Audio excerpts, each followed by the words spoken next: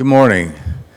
Good morning, everyone. I'm Steve Berry, President and CEO of CCA, and on behalf of all the CCA members, welcome to the 2016 CCA Annual Convention.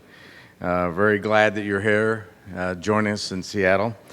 Now that we've had hopefully our morning coffee, a little something to eat, we're going to get rolling, but first we got to thank the people that brought you the food, the Telecommunications Law Professionals, TLP, for sponsoring this breakfast this morning. So thank you, TLP.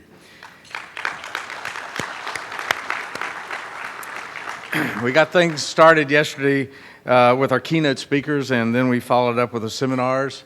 Certainly hope you had a chance to attend some of those. We also had an outstanding lineup. I said embarrassment of riches of speakers, and I think we heard a lot of new information and was very appreciative of that as well. And of course, quite a number of us got together last night for the first wine tasting event, and we wanted to thank our two sponsors for that, Sprint and TNS. Thank you, Sprint and TNS. Hope everyone had a great time.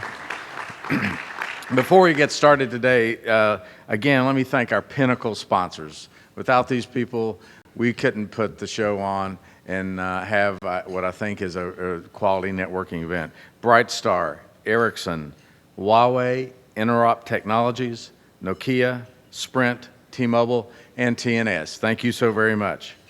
And finally, I'd like to welcome those who are joining us live stream this morning. Thanks to our broadcast partner, RCR Wireless. Thank you, RCR. Appreciate it. Okay, in a moment I'll introduce this morning's first keynote speaker, but first I'd like to quickly say a few words, sum up last year's sort of accomplishments in the state of the industry. As we discussed many of these issues in detail, a little more detail in yesterday's annual meeting, the breakout sessions today will dive deeper into the policy issues, some of that CCA advocacy issues that are so critical. Just a few highlights from some of the most pressing issues that we discussed yesterday. In short, I'm pleased to say that the year has brought a number of accomplishments on behalf of the competitive carriers.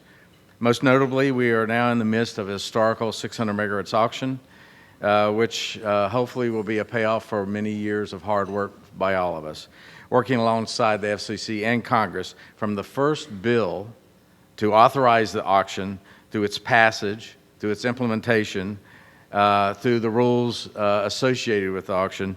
We're able to bring this auction to all carriers with an opportunity to bid and win this much needed spectrum. So we wait with great anticipation to see the results of that. After the work and dedication focused on the auction, we now find ourselves really in a period of transition and new opportunities, preparing for the future ahead.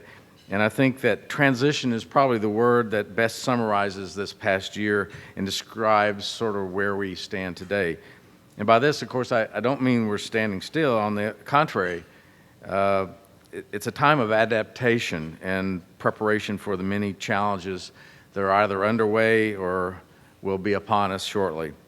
The challenges, opportunities, and challenges ahead beyond 4G, we're all focused on, but we also have to run your businesses and compete in the market today. So as we look to the future, some of the significant challenges ahead, the auction currently is underway, and the net neutrality decision mostly behind us. We're focusing on some of the next stage of critical challenges to the carriers.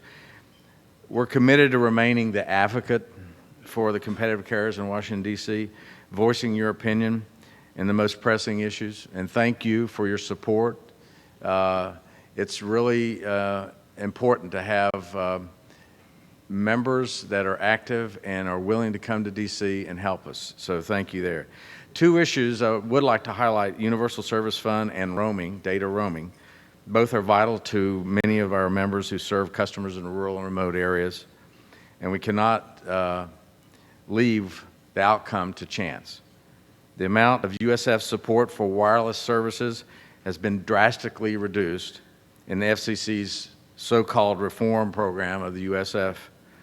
But so far we've been successful in delaying the drawdown of the U.S. funding while Congress and the FCC work on practical solutions.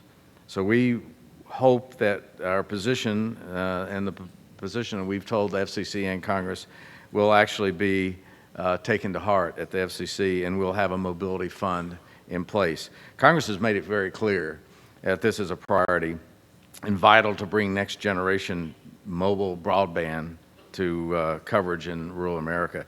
Matter of fact, 26 senators, bipartisan letter, recently wrote the FCC highlighting the importance of this and making that point to address the issues of their consumers, of their voters. So rural America should not be left behind in that dust of policy changes in Washington, D.C. Chairman Wheeler spent a lot of time on this yesterday, and he certainly addressed the issue at length, and we will take him up on his commitment to work with us and find a solution, a transition that works for everyone, including the carriers and the consumers. So we're also continuing our advocacy work on various other important issues. Data roaming, particularly in the post-net neutrality world. Again, Chairman announced yesterday he will begin the data roaming rulemaking ASAP before the end of the year. Business data services, a huge issue for us, which will help encourage the backhaul needed to literally get to the 5G world, 4G and 5G world. Again, Chairman Wheeler committed to acting on this issue and beginning that process, bring it to a vote by the end of this year. All good news from the FCC. There are other issues, as you know, devices, number portability, public safety, spectrum frontiers, i.e. making sure that every carrier has access to this high-band spectrum.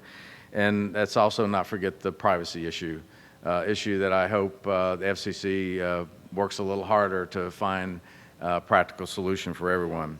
As the landscape of the mobile industry continues to evolve, keeping up with the next generation technologies certainly remains a high priority. We will maintain our focus on helping competitive carriers find ways to access 4G, LTE, VoLTE, and establish a clear path to 5G in the Internet of Things world. I know you've probably heard, and I will continue to discuss, and many here will talk about 5G and the transition to an all-IP world.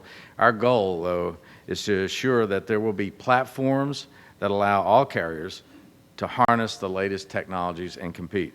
We can certainly be proud of the success we've had, but there also comes with it the understanding that there are many, many challenges ahead of us, and so vigilance is the word in D.C.